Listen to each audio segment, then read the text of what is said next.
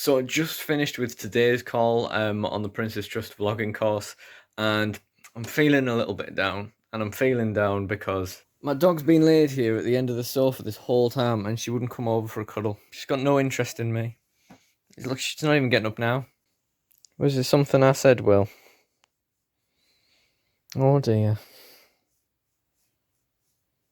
Hey guys, welcome to my third vlog of the week. Today I need to talk about a 3-video series that I plan to do with these vlogs. And since I had a little bit of trouble at the start of the week figuring out one topic I wanted to do it on and ended up just deciding to do it on my life, I thought I not only need to stay with that, but I also need to plan out a little bit more carefully. So rather than planning out individual vlogs where I'm planning on showing you something and showing you like my process making music or animating or something, just in case that doesn't take my fancy when these vlogs will be made, I thought instead I'll just talk about them, do a little introduction to them, because if there's one thing I love more than looking out of windows, it's telling stories.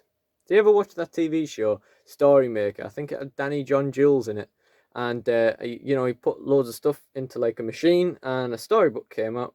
You'd see like an episode here and there, but it was never like on at a fixed time, and I'd be like, I wish Story Makers was on. Danny John Jules, what a wonderful man. So the first of these 3 vlogs is going to be on my music. That is going to cover the Tiger Driver project, in which I'm going to talk about each of its releases a little bit.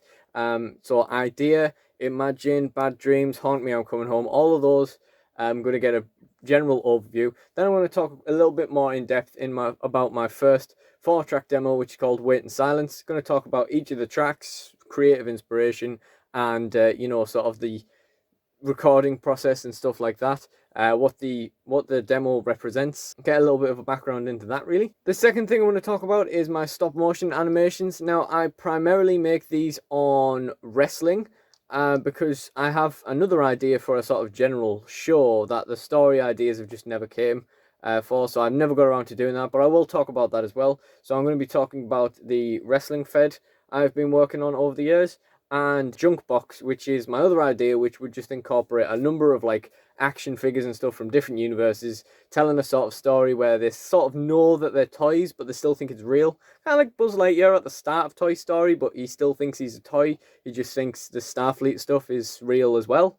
Again, stories never came for that, so we haven't really got a start on that, but I'll talk generally about the idea there, and I'll also talk about what I've done in my wrestling fed, how I made my Royal Rumble video and completely randomized the order that things were going to appear in, how I planned out what I wanted to do with that, etc, etc. I'm also going to talk about the Barrett Sweet factory match as well, which is just a sort of bizarre concept that came up with that I thought might be of some interest to talk about. You got wrestlers hitting each other with sherbet fountains and dib-dabs and stuff.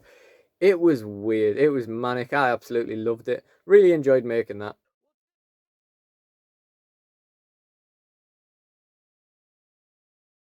The third thing I'm going to talk about is something that I'm really surprised I haven't actually mentioned in any of the prior vlogs, and this is my own card game designs. Now, this is not only a big part of my life, but it's also been a really big part of my pandemic experience as well. So I don't know how the hell I didn't mention this in the last vlog, but I spend an awful lot of time trying to design my own games, specifically my own card games.